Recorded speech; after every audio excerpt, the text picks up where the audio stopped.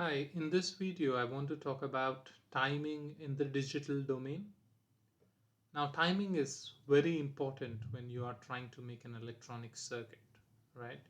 So, there may be a program where you want to see or make an application which is sensitive to time.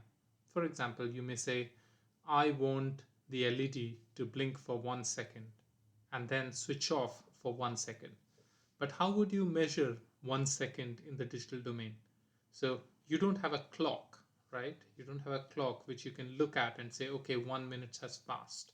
How do you program 1 second into a device? And the easiest way to do that would be to use a square wave.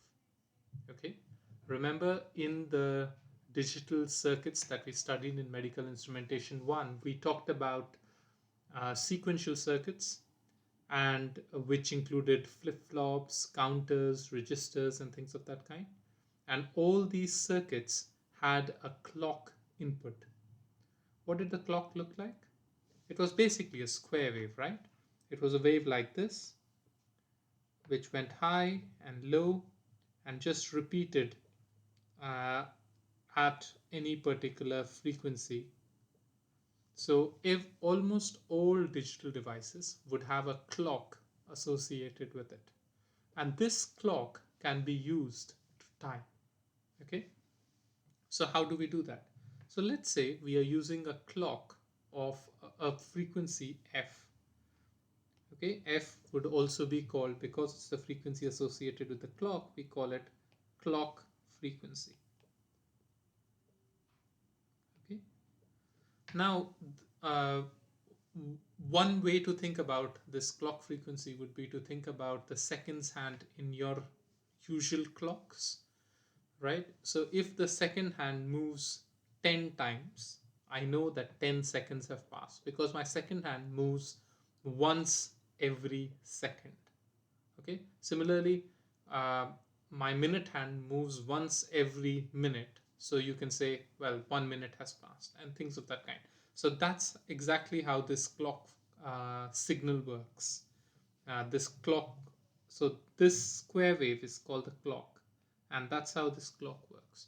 I know for every cycle of the square wave some t seconds have passed, where t of course is equal to 1 over f.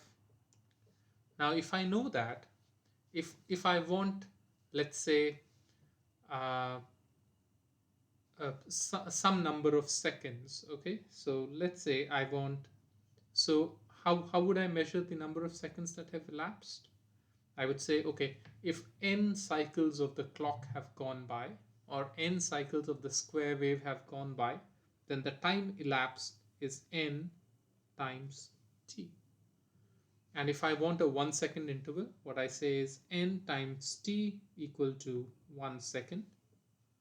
And therefore, this implies n equal to 1 over t. So whatever that number is, that many number of clock cycles would give me 1 second. Okay, so that is one way to count time. What you can do is you can count, you know, the time period of your square wave, and you count the number of cycles of the square wave that has passed by, of the clock that has passed by. Okay, another way would be to actually change this t itself, right? So my time elapsed is nt. So I can either change n, that is count more square waves, or I can change t, and even that is going to change the time elapsed. So you can modify both these things to get different times. Now what do we mean by changing t?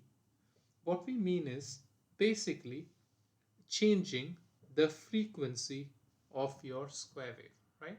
So you can make your square wave a little wider, that is of a little lower frequency, which means that your t will become larger, or you can make it faster so that t becomes smaller. So you can change t, or you can change n, and that's how you can have different times come in and you can actually measure different times in your digital devices.